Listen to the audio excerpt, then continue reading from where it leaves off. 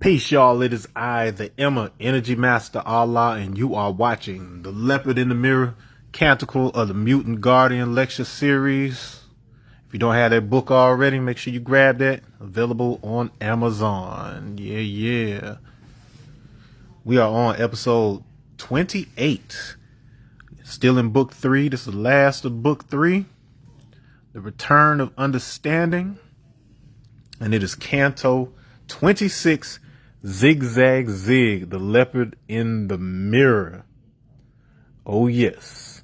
As always, I'm recording this live on Facebook first, and then I will post it onto YouTube. So if you are watching on YouTube and you haven't already, go ahead, hit that like button, hit that subscribe button. Drop me a comment if you want to pick my brain. We aren't going to waste any time here. We're going to go ahead, jump into it. I will read through the canto first, and then we'll go over it. How's that sound? Get a sip of my water, and let's do it.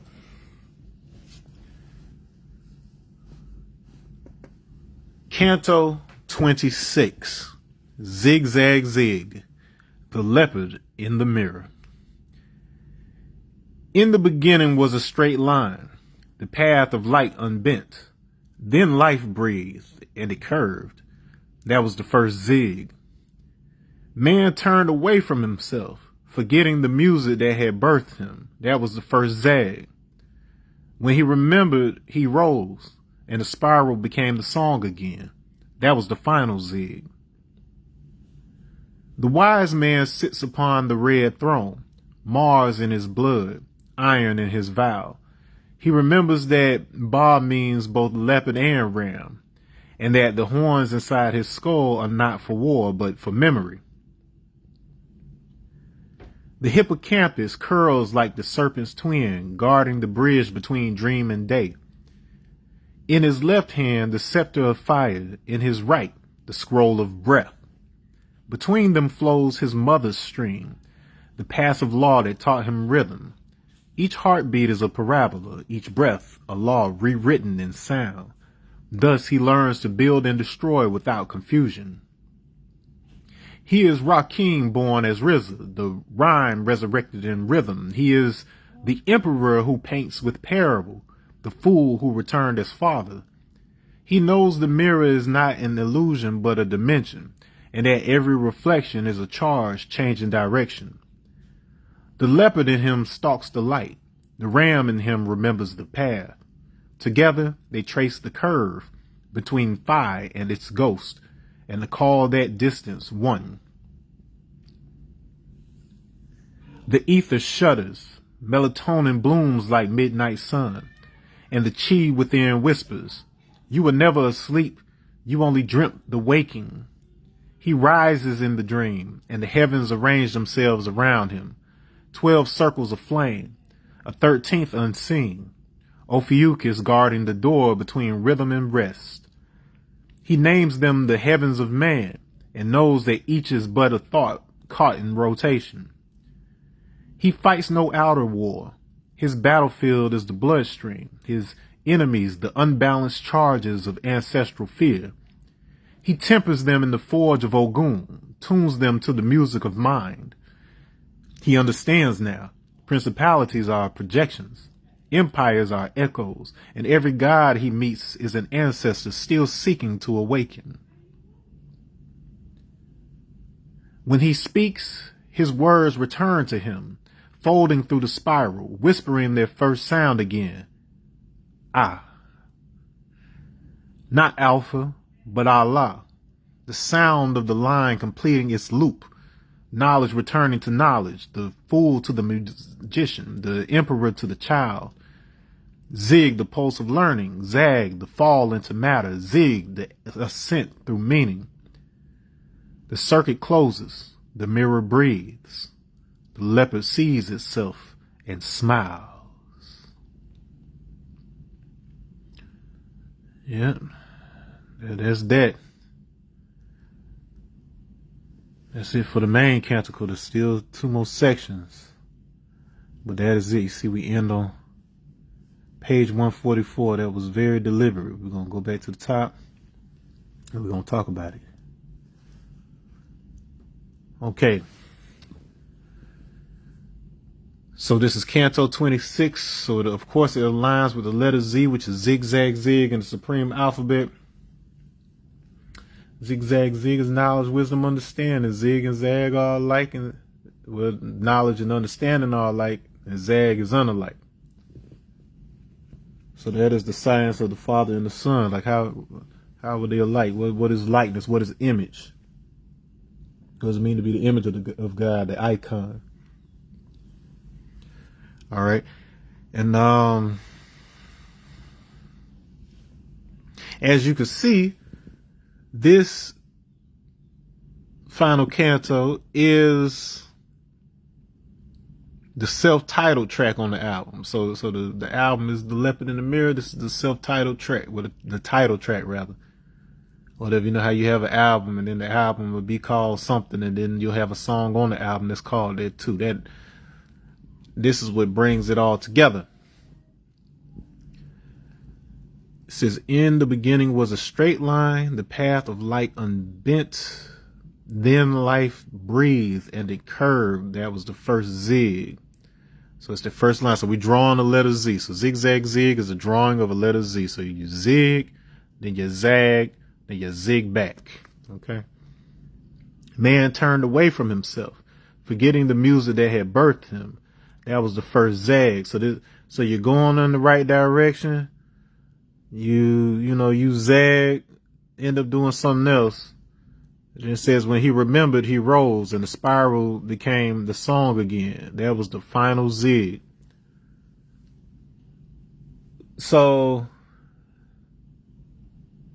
that's a story for just about everybody. Everybody has that, that trajectory sometimes where you go in one direction, you end up detouring, and it teaches you a lot of life lessons, and then you realize so basically you were on a path without knowing, like you set out on a trajectory on pure instinct, but then something derailed you that gave you the wisdom, the experience, and then once you had that, you return to that love for that thing you did, but now you have experience with it. Now you have experience with it. That's the difference between the 0 and the 360. Right there. So this is why we're talking about 360 degrees of knowledge, wisdom, and understanding right here. Okay. The wise man sits upon the red throne, Mars in his blood, iron in his vow. He remembers the ball means both leopard and ram, and that the horns inside his skull are not for war, but for memory. So a lot is being said right there. So something tricky and hidden that we did not discuss is that starting at, so this is 26 card 4. So remember Canto 21, and I don't even know if I emphasized this, but it was based on the world card. So at a certain point, the cantos were basically echoing the imagery of the corresponding card in the major arcana of tarot. And so after we reached that final card, the cipher started back over. Okay? And so Canto 22 was actually the Fool again. Canto 23 dealt with the Magician. Canto 24 dealt with the High Priestess. Canto 25 dealt with the Empress. And now Canto 26 is dealing with the Emperor. And so on the Emperor card, man sitting on his throne in front of, and he represents Mars, so that Mars energy, that war card. And Mars gets its color because of iron. And Mars, of course, is represented by the ram, the Aries. All of that stuff is tied into that symbolism. Now, the significance of which is that Aries is the first sign of the year. It's the first sign of spring. So when you're reborn, that's where you at. Now, I think I mentioned an episode or two ago that this is a symbol of Jesus, believe it or not. And I'll tell you why in a minute. Now, the concept of the transition from the sacrificial lamb to the being that has one foot in physical reality and one in spiritual reality is the transition from Aries to Pisces. And so you had several figures who were often depicted with ram's horns, including Moses in some pictures. This had nothing to do with anything demonic. It didn't have anything to do. In fact, that is probably one of the biggest signs that this was rooted in some African imagery, because the Ikanga that represents your acting, your power that you use to, perform your talents and fulfill on your destiny. I talked about the original symbolism of the dragon. So once the serpent became wise, so he could speak wisely and could, he was more responsible and all of that. He was more spiritually adept, and he grew his horns. That was a sign of maturity, just like a stag or an elk or whatever else. When they have horns, it is the sign of maturity, of masculine maturity. That's all that was. Y'all done made it all kind of crazy stuff since then, but that's all it was once upon a time. All right, now iron. So I'll bring him up in a minute, but we might as well get into this. Now, to be a war god is not simply to be bloodthirsty and violent and all of that stuff.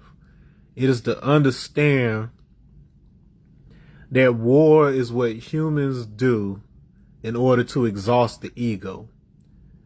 Once we get inflated, get our heads inflated up to a certain point, and we forget who's really running the show, and we get so immersed in separation that we forget that we're one, we go to war, and it is so devastating that it knocks us back on our behind for a good while. And it crushes the ego so that you can be reborn. We hate for it to come to that, but when it happens, there's no room for sentimentality. There are rules of engagement. And if you are a warrior, it is your job to war. Without war, you don't have much purpose in that case. But that also means that you study war to the extent that you can end a war. If you face the inevitability of it, instead of you fearing it, you grow to understand it enough to know when you need to fight and when you don't really need to fight. Some people, they feelings get hurt and they go full scale wars, sacrificing lives because they aren't intelligent enough or experienced enough to know when it's strategically more advantageous to avoid conflict. Like them dummies we got in office right now. A lot of times it's just a money ploy or whatever. There's usually something lucrative about, Republicans love to do that because they're always trying to bring back industrialism and trying to bring back factories and stuff so that those companies can make money by making the weapons and the vehicles and all of that stuff. They usually have buddies with whom they have war contracts so that they will pay them to use their factories in order to make those machines of war. So there's definitely a lot of corruption that goes into that when it comes to our country and how they assault certain other places. So it's a whole societal game associated with that. And here he says he remembers that Ba means both leopard and ram. Ba is the part of you that leaves the body in the out-of-body experience and explores the spiritual realms and all of that in the Egyptian lore. And it is called both leopard and ram because it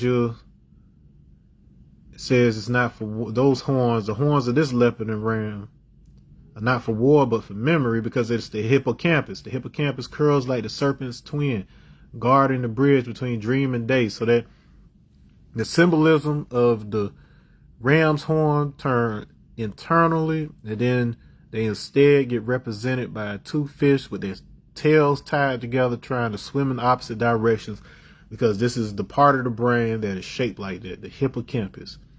That is mapping all of your reality right now. All of your all that you're seeing, like space, like the way you navigate space, the language that you speak right now, all of those are tied together in this hippocampus. And that's why they put so much emphasis on it throughout this whole book, throughout the whole Bible, throughout whatever. There's a lot of emphasis on this. They'll refer to that axis as the third eye region. It isn't just the pineal. There's a bunch of stuff tucked right there in the center. And among them is this important feature, your hippocampus. That's how you navigate. It's mapping your environment and it's reconstructing it through memory and all this stuff. And that's what allows you in the dream state to be able to navigate worlds constructed by your mind. In his left hand, the scepter of fire, in his right, the scroll of breath. Between them flows his mother's stream, the passive law that taught him rhythm. Each heartbeat is a parabola, each breath a law written in sound. Thus, he learns to build and destroy without confusion. So the emperor has reached a stage in his development where he's learning discernment, symbolism found in there. He says he's holding the scepter. If it's in his left hand, it usually has something to do with spirit. It doesn't have to do with the physical world. It has to do with spirit. Scepter of fire. Numbers chapter, let me make sure I got this right. I believe it's 14:27, I want to say. The messianic prophecy that's written by Balaam. Balaam's name means leopard in a number of languages in the East, like once you start getting toward like Indonesia and all in that region right there. And he says a star shall rise out of Jacob and a scepter shall rise out of Israel. All right, so this is messianic prophecy right here. Once again, in his right, the scroll of breath. So if the left hand is a spirit, and then mind you, in Igbo culture, the left hand is called Ekpe, which means leopard. The right hand is called Ikenga. So Ikenga is that statue with the horns that represents your talents, your acting power in the world. So that's your ram. All right. So this is showing you the relationship between your left side and your right side when it comes to the hippocampus and how it maps the environment, how it maps language. The right is the scroll of breath. So this is what you do outwardly. This is what you speak into existence. This is your speaking power. Between them flows his mother's stream. So his mother is the high priestess. The high priestess is associated with water and flow because she is the subconscious mind. And so this also appears within the emperor. So once again, this card is representing rule over self. Let's see, 4 would be the, Let's see, 5 is, so it's the experience. Yes, it's the experience of the mind. So this is how the mind experiences itself, as if it's somebody seated on the throne or in the control deck running the event. So everything from the magician on up to, let's see, up to the chariot. So card 7, that is all the mind. It's all associated with the mind. And as the 4th card in that, this emperor is the experience of that mind. Okay. There's what it is, and then there's how it experiences itself. So know that these are not the same thing necessarily. Okay, the passive law that taught him rhythm. So he learned rhythm from his subconscious by following his intuitions, learning to integrate that into and balance his masculinity. Each heartbeat is a parabola, so it's always a correspondence. So he knows the correspondences. Each breath, a law written in sound, or whatever. Everything you say also sends a sound into your body. So it's a law of cause and effect. Thus he learns to build and destroy without confusion, because peace is the absence of confusion. So I know it sounds counterintuitive for a figure associated with war to also be associated with peace, but it is clearing the path that is necessary for two things that think they're separated to come together and unite.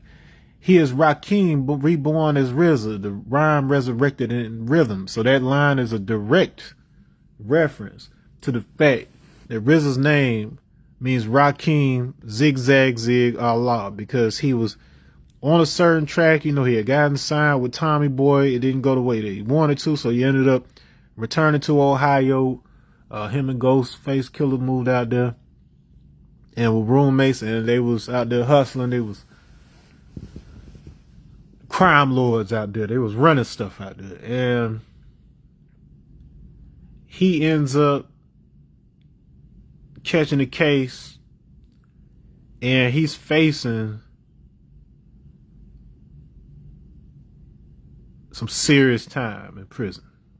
We'll just say that. And during this time on lockdown, you know, waiting trial and everything else,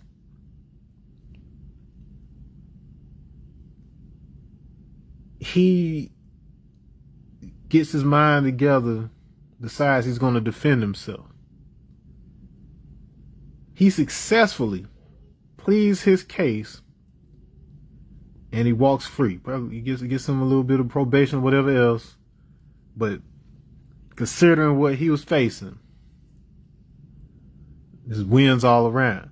Now, his mother gave him some advice when he got out, because he could either go back the route that he was at, or he could do something with himself. And he decided to turn over this new leaf.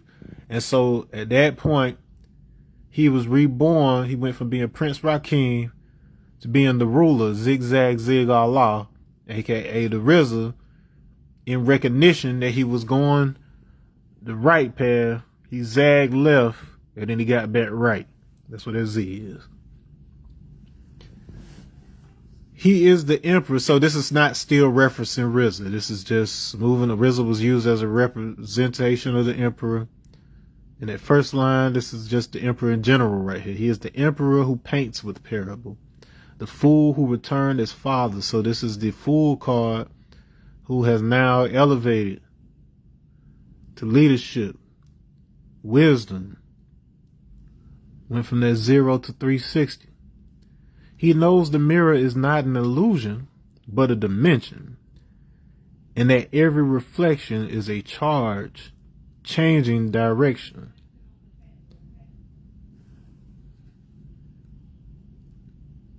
So this is, when you look at something and see yourself reflected in it, it is essentially you communicating with yourself from another point in time, because we're all united. And people in our lives teach us something about ourselves, because we don't even really interact with or know the person as they are. We only know the version of them that we build in our own heads. We don't know who they are when they're with other friends. We don't know who they are when they're in their private moments with their lover or whatever else. There's parts of people that they show us, and we construct our entire understanding of them based on those interactions. And the way that we relate to them, the way that we see them in our head, says more about us and who we are and how we think than it does about the reality of that person. Now, if you've cultivated that intimately in such a way to where the mental image you have of them is still very, very close to the reality of them, that's good. But never succumb to the illusion that that is them, because we are beings that can change from day to day. Just because you are one type of person this morning, it does not mean that that's the person that you end up at the end of the evening, unless of course you like the person you are this morning and you work throughout the day to sustain it. But if a person makes a mistake in the morning, you can't judge them in the evening, especially if you see that they're making that effort to turn their leaf over. May he who's without sin cast the first stone. You can't elevate having judgments, man. You can have discernment, you know. Don't be a dummy and climb in a tiger cage if you know it's a tiger in the cage. But at the same time, if you're not living in the present, you constantly relating to somebody based on the past. Even if it was this morning, it's still the past. And then by not giving them that, you know, that recognition, you also don't recognize it in yourself. You start beating yourself up thinking that you can't change if you make a mistake. You stain and you tarred forever is how a lot of people look at it. So I might as well just keep punishing myself. That's not the truth of who you are. Ungubani. Who are you? And your answer is not that.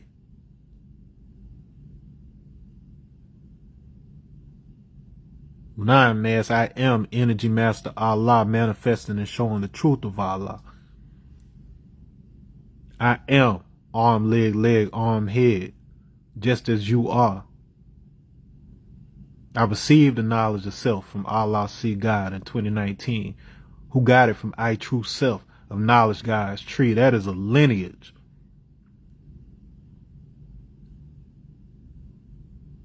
The guys of Medina who got it from the guys of Mecca.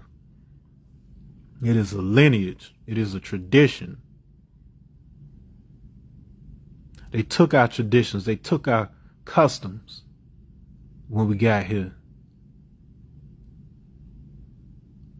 But all of that was so seeped into our blood, heavy like iron, like we mentioned in the first part of the passage, that it rebuilds and it evolves.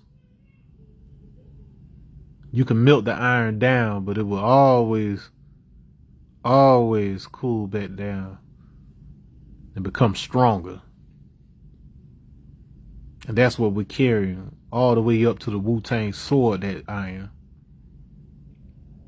Wu-Tang is part of that legacy. I was looking, God willing, when that Wu-Tang Legacy book comes out, limited copies, photos, pictures of the clan, the Wu-Tang family for over the years, I'll be included in that book.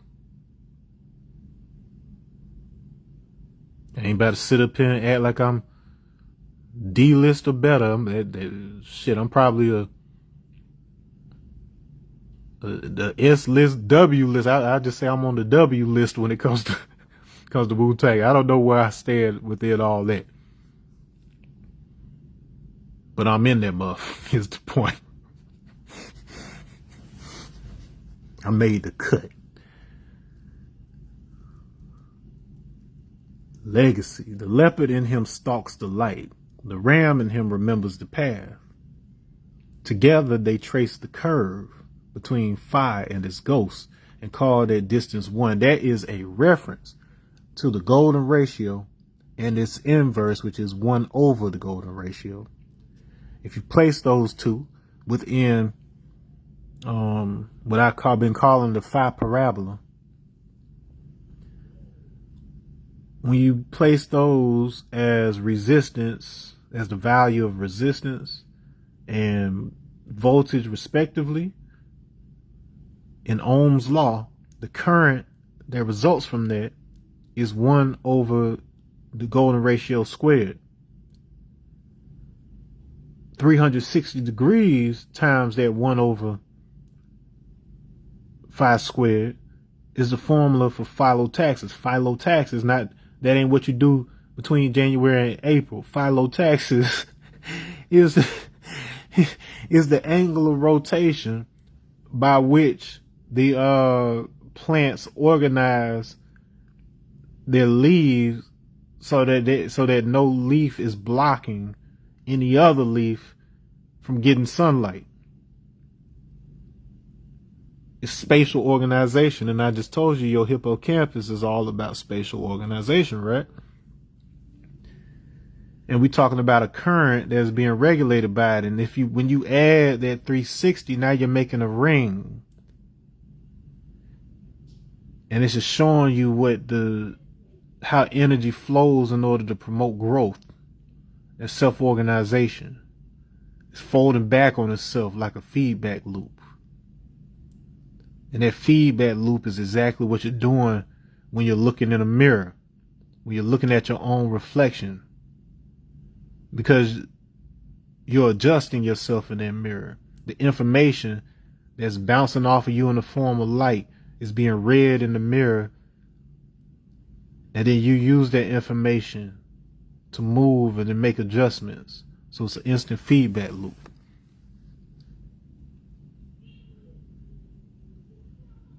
The ether shudders, melatonin blooms like midnight sun, and the chi within whispers, you were never asleep, you only dreamt the waking. The ether, the akasha, the atmosphere, the space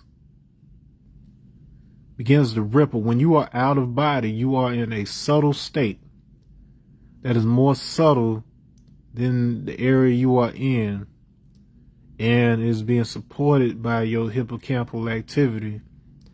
So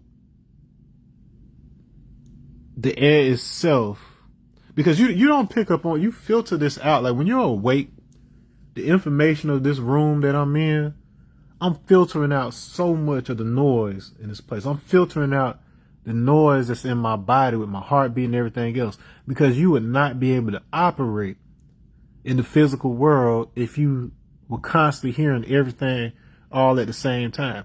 In fact, in recent, there's a few movies like that, whether it be superhero films or action films, but especially like Superman. Whenever you have one of those superheroes that can just like hit everything or whatever else, and they first get their powers, you always see this scene where it's like stuff around them is kind of not just blurred, but it's like hyper focused, where it's like a light, like a prism, like light around them, like that right there. That's what the akasha is like. That's what the space is like when you're on the other side, except it's flowing like a liquid, and you might not even notice it. Like if you ain't really calming yourself down to be able to notice it, you might not. But it is very apparent that it is like a fluid or whatever, and then it has a thickness to it. So if you jump up in the air and then you think to, stop yourself in the air, you can. And in fact, if you're having a good one, you're not even sure that you're out of your body until you do some mess like that. Like I routinely, one of the first things I do is I like run into the next room, and then I'll jump to see if I can stop in the air to make sure that I'm really out. Like, I mean, I can always turn around and look at my body, but I'll be trying to get out of here because you can get sucked back in easy because your body is designed to keep you in until you die. So if you basically, it's not necessarily a hack. You learn how to loosen that that part so that the ball can move freely. But I'll just say like as you could probably tell like from how I'm describing this, like and a lot of people who know how to do this like me, we have fun with this stuff. Like if you're taking it too serious, man, you'll mess yourself up. But if you find out you can do some mess like that, try to enjoy yourself. Bring back some joy with you. Anyways, melatonin is the chemical your brain. It is related to melanin, but it's the chemical that is secreted by the pineal gland that essentially starts facilitating the dream state and everything else. And it starts the trip that allows you to start picking up on some of the stuff that you missed because of your thalamus filtering it. Your chi is your spiritual double. In the Quran, you have this concept of the Kareem. In the Kareem, you have a personal angel and a personal jinn. And the two of them, they they kind of balance each other out. They regulate each other. You got your good side and your bad side or whatever else. It's always trying to get you in trouble. But once you understand that jinn is there in order to put you in situations where you can learn from it, and you understand that angel is there to remind you of who you truly are, and you reconcile the two, then it reveals the truth that you are Allah, you are God, but there's parts of you that you don't manually control, and for good reason. You don't want to be responsible for your heart because you'll forget to beat that mug. You were never asleep, you only dreamt awake. And this is the trip right here. You're not seeing majority of the information in this room. You can only see less than like 0.000, like some crazy percent of light. Like the visible light that you see is only a small percentage. So if anything, this is the dream. This is the illusion right here. That there's not more than this. He rises in the dream and the heavens arrange themselves around him. 12 circles of flame, a 13th unseen, Ophiuchus, guarding the door between rhythm and rest. Ophiuchus is the missing 13th constellation. There's another 14th technically, but Ophiuchus is the orphan. And then most people who think they're a Scorpio, they actually Ophiuchus or whatever, if you're going to go with the actual measure. But the energies of the heavens are divided into a solar calendar of 12, but a lunar calendar of 13. And every 19 years, those two align again and coordinate again. And this is called the Metonic cycle. And the 19 angels that are said to guard the Sakar or hell, the fire, in the Quran, in Surah 74, or whatever, they are related to these 19 years that help to regulate, to bring the masculine sun back in alignment with the feminine moon, or to balance them out so you can access Sushumna, the central channel, the child, the star, the core. Ophiuchus is the orphan child that wrestles the serpent, wrestles with God. That's Jacob. So remember, Jacob is an original man too, who wrestles with the face of God, wrestles with the word, presents the challenges that allow us to see that we are God. The irony.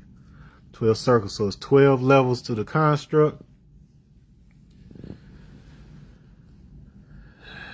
Usually I only like speaking on the ones that I've actually, targeted and try to visit or whatever else. But Darius J. Wright, he has a complete structure. Trained with him, was in his had access to his information, did his courses and stuff for a year. And so definitely check that out. I definitely don't want to give you anything that's proprietary, because the man's doing good work out there, and even though it's not about the money, you still got to keep the lights on so you can keep providing, teachers to folks. But as far as what I've personally been to and targeted, I have been to so Earth is heaven one, where we are. Yes, it is a heaven. It is a composite of all the others. All of that energy focuses here. You can look at it as a condensed probability field, so we experience it as solid matter. And we have many versions or temporary versions of the permanent phase states that are associated with each one of those 12 heavens. Excuse me. I've been to the third, which is so all the stuff that looks something like Egypt, Atlantis, Sumer, like that particular type of architecture and stuff. Knowing how to use stone technology, like be able to encode sound information in the stone and all of that good stuff or whatever. A lot of the rules about how civilizations and stuff like that is from there.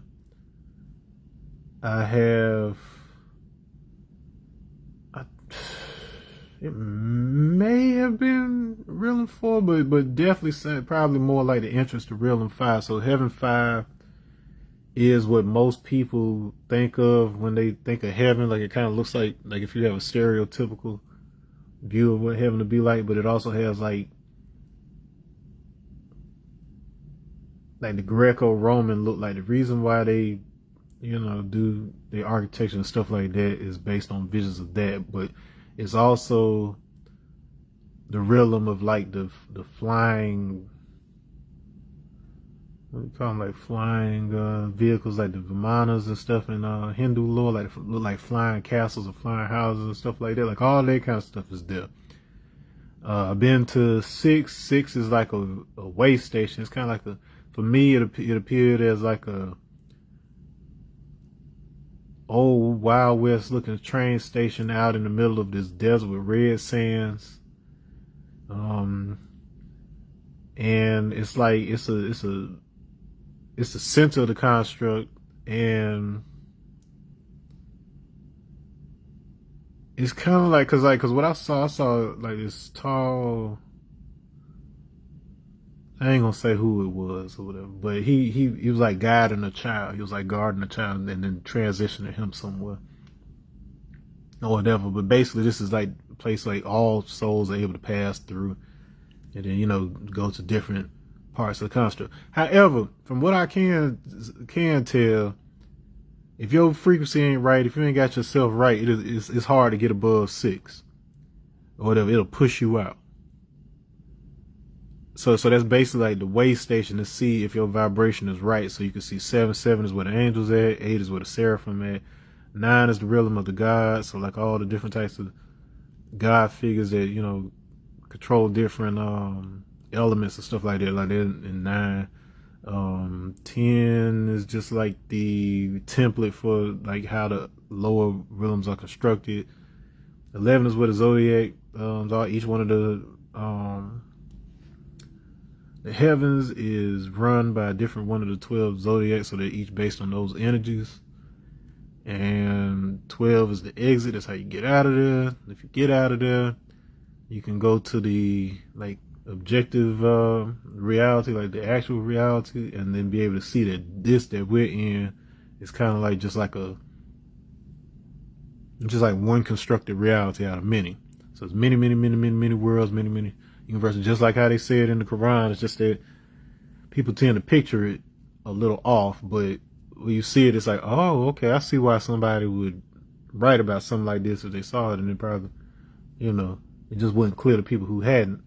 But it is a thing. If you look at here, very small on here, you can see this Axum Stele right here with these 12 levels and the 13th doorway in here or whatever. So that Axum Stele is a model of that. So that's why it was placed above the grave there, because it was to represent the soul rising up those realms. So it ain't just stuff that I'm making up. It ain't just stuff that people are making up recently or whatever. They've left the signs all over the place, and you just have to know what they're referring to. This isn't all there is. It's trust me, it's cool, man. You'll be better off than you probably think. He fights no outer war. His battlefield is the bloodstream. His enemies, the unbalanced charges of ancestral fear. So we've got a lot of fear. We've got a lot of trauma. We've got a lot of pent up judgments and stuff like that. That ruins your experience on the other side, because your mind is so powerful and you project certain things into that space, and it is essentially like walking through your own head, except it's not only you. It's not only your space. It's like if what was inside everybody's head was combined into a single place, that's essentially what that is over there. And you will attract whatever you are. So whatever type of attitude and mood and all of that you personally resonate, you're going to attract those types of things. So this is not to be trifled with. It is not something to be going into half-heartedly. I am a trained professional at this. And the experiences I had before ever doing this definitely served me well going into it. Because I don't believe in no spook stuff myself or whatever. But I am an investigator, and therefore if somebody is saying something works a certain way, especially a black dude, you know what I'm saying, like Darius is a person of color, everything he was saying, even outside of that or whatever, was aligned as if he had knowledge of self. But I know he ain't never built with one of the gods. He wasn't exposed to none of that, but was still coming to these same conclusions, meaning that he was tapping into something that was bigger. And so I had the opportunity to test that, explore it, and find that it is exactly what he was describing.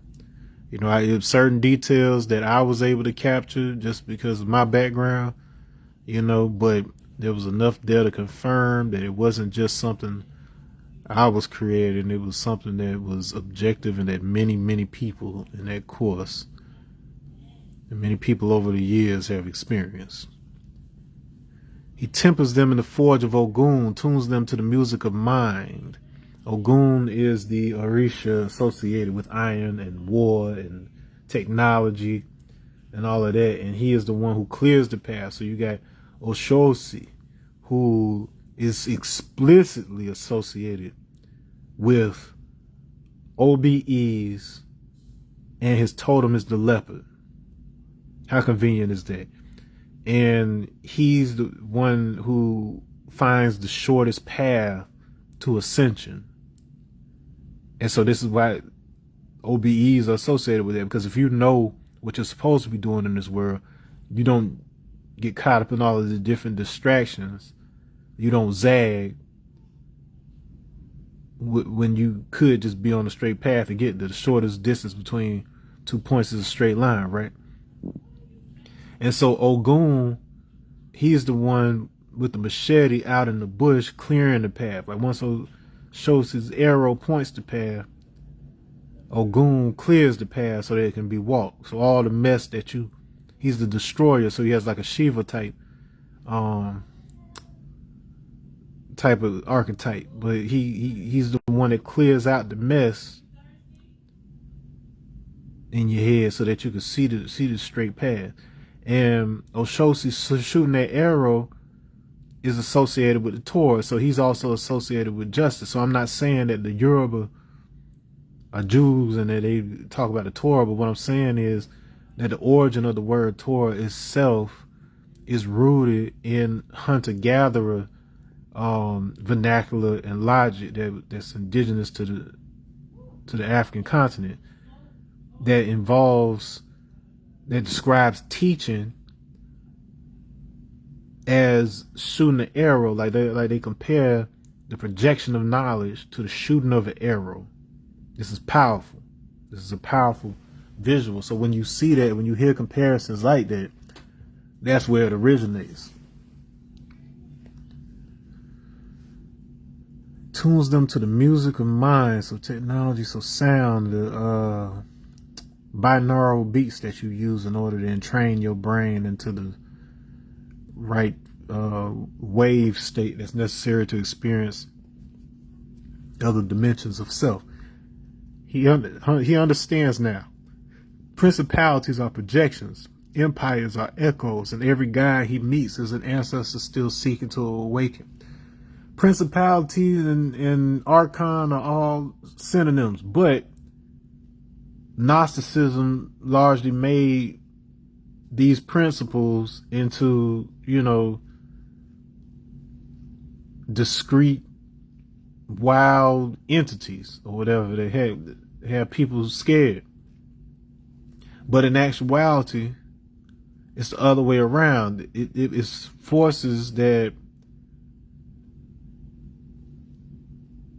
are normal, par for the course things that you deal with, but they become amplified, and those people started using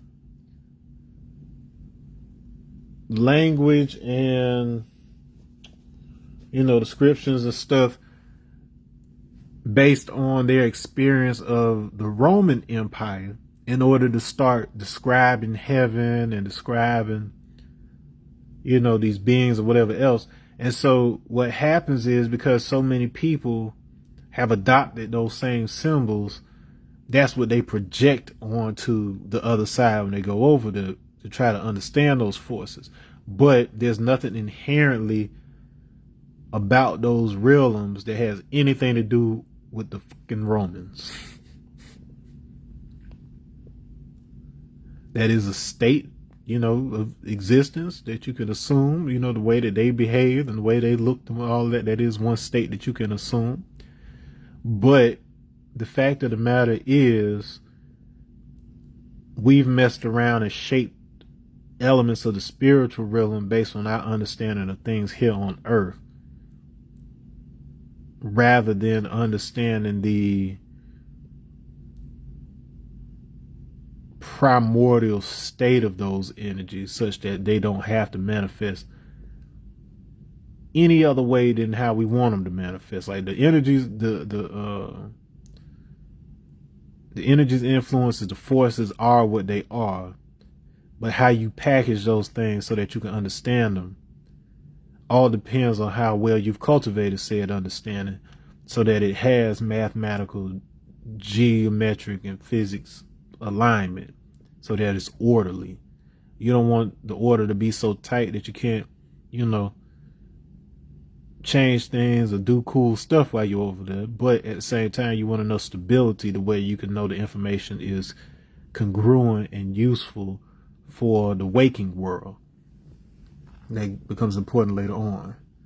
Every guy he meets is an ancestor still seeking to awaken. You will see things, and depending on how your mind has been arranged, you might be like, oh man, that's Jesus right there. Oh man, that's Krishna right there. Oh man. But at the end of the day, all of it is you. And it's different forms of you. It's what you are if you were to vibrate in this way or that way. It is all you. All them beings are you, and at the same time, they are your ancestors and everything else, because all that information is stored inside of you, and you are getting the opportunity to experience it, like a virtual reality, if you will.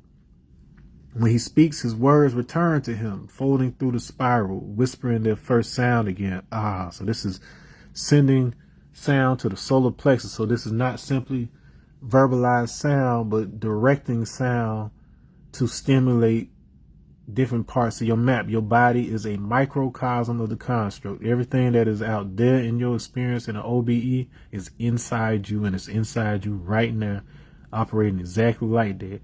And then based on the things that you say and do while you're awake, it leaves an impression on the other side. So when you go over there, you're just doing an inventory to see how you're doing.